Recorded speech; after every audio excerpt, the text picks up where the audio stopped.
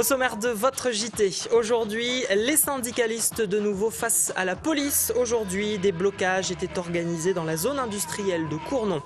À Billon, une école maternelle occupée jour et nuit par des parents d'élèves. Ils réclament l'ouverture d'une classe.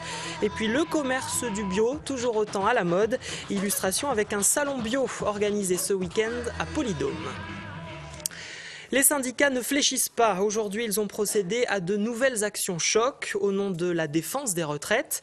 Ce matin, vers 4 heures à Cournon, plus de 200 manifestants ont bloqué une plateforme d'approvisionnement pour la grande distribution.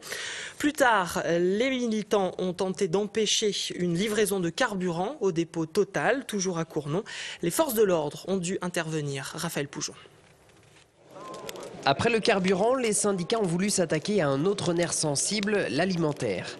Depuis l'aube, aucun camion n'a pu entrer ou sortir de cette plateforme logistique alimentant de nombreux supermarchés de la région. Mais non pas ce que faire, ça tout blocable. Il s'agit de bloquer effectivement l'approvisionnement de l'ensemble des grandes surfaces, au moins de l'agglomération clermontoise, parce que quand même, les patrons de ces grandes surfaces sont largement impliqués dans les conséquences qu'aurait une telle réforme des retraites sur les salariés qu'ils embauchent par exemple en temps partiel imposé. Le lieu de la manifestation s'est révélé doublement stratégique. À quelques mètres de voie ferrée se tient un dépôt de carburant en attente d'approvisionnement. Du pain béni pour des manifestants à la recherche de moyens de pression. On a tout pesé. Décision collective qui est prise majoritairement par les camarades. Ils ne veulent pas voir la rame d'essence ici. Alors s'ils veulent la livrer, ils passent par l'Est, le Nord, ailleurs, mais en tout cas ici, elle ne passera pas. Voilà. Eh bien, nous sommes en désaccord. Ah ben, voilà.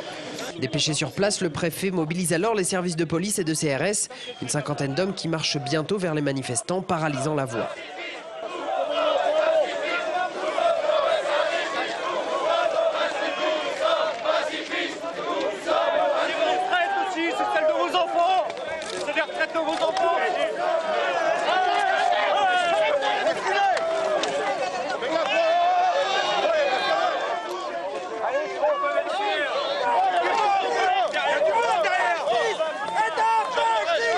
Le gouvernement a décidé partout d'affronter les salariés. En fait, on est en train de redécouvrir mai 68 vraiment. On n'a pas encore été gazés. Je pense qu'ils veulent préserver leur image de marque, mais peut-être que ça en viendra là, malheureusement, si jamais ça doit le faire.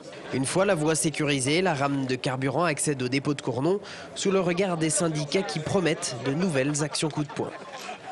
Et toujours dans le cadre du mouvement pour les retraites, quelques 200 lycéens ont manifesté ce matin à Clermont, entre l'avenue Carnot et la préfecture. Certains d'entre eux étaient vêtus de noir, symboliquement pour dénoncer la mort de la retraite par répartition. Dans le cortège, il y avait des élèves de Blaise Pascal, de Jeanne d'Arc et du lycée Virlogeux à Rion. La manifestation, encadrée par des syndicalistes, s'est déroulée sans incident. Des parents d'élèves qui crèchent en maternelle, situation pour le moins inhabituelle à Billon. Des parents d'élèves, en effet, occupent jour et nuit depuis lundi l'école maternelle du Beffroi. Ils dénoncent les effectifs surchargés dans l'établissement et réclament l'ouverture d'une classe supplémentaire. Le reportage de Philippe Robert. Pour la 5e nuit consécutive, ces habitants de Billon viennent de dormir dans un lieu très inhabituel. On a dormi ici parce qu'on occupe l'école depuis lundi dernier. Une classe fermée au mois de juin à cause d'une baisse d'effectifs. Mais au cours de l'été, l'école a enregistré 20 nouvelles inscriptions, portant le total d'élèves à 148. Aujourd'hui, l'école compte 2 classes de 32, 2 classes de 30 et une seule de 29 élèves. C'est automatiquement que l'enseignant s'occupe moins de chaque élève, tout simplement. Voilà. Et on sait très bien que la maternelle, c'est quand même un accès aux classes supérieures et que c'est très important. Une occupation 24 heures sur 24 soutenue par la majorité des parents, dont une trentaine se relaient dans cette salle d'activité. Alors le matin, il faut plier son matelas, prendre son petit déjeuner, avant d'aller expliquer aux enfants en chanson les raisons de cette présence. Maîtresse Katia s'est fait muter, une classe vide, elle a laissé, une classe vide, elle a laissé. Les enfants sont entassés, pirouettes, cacahuètes, les enfants sont entassés, et les maîtresses sont surchargées, L'occupation va se poursuivre pendant les vacances de Toussaint. Jusqu'au 2 novembre, date de la décision de l'inspection académique, les parents attendent au moins un poste de remplaçant. Les thermes de Châtel-Guyon sortent la tête de l'eau, sauvés in extremis de la fermeture il y a 2 ans. Les thermes de Châtel affichent cette saison une hausse de fréquentation. Plus de 4000 curistes ont été enregistrés en 2010, ce qui constitue une hausse de 20% en 2 ans. L'obtention de l'agrément en rhumatologie explique en partie cette progression. La mairie de Châtel-Guyon se félicite. La saison thermale s'achèvera officiellement le 30 octobre. Le commerce de produits bio a généré 3 milliards d'euros l'an dernier en France. Pour surfer sur cette mode, les salons bio se développent un peu partout. Exemple à Polydôme ce week-end où se déroule le salon Respirer la vie avec 150 exposants au total. Ariane Monfray et Marc Véry sont allés voir ce que les consommateurs bio achètent. Depuis 2007, la consommation de produits biologiques est en augmentation, environ plus 10% chaque année. Et aujourd'hui, pas loin d'1 Français sur 2 consomme des produits bio au moins 1 fois par mois. Si les grandes surfaces tirent encore leur épingle du jeu, la démarche bio tente à privilégier les circuits courts pour effectuer ses achats. L'idée, c'était de regrouper beaucoup d'exposants locaux en alimentation, en habitat écologique et en bien-être, d'amener aux gens un autre mode de consommation. Dans les allées du salon bio, une majorité de femmes et des objectifs d'achat variés.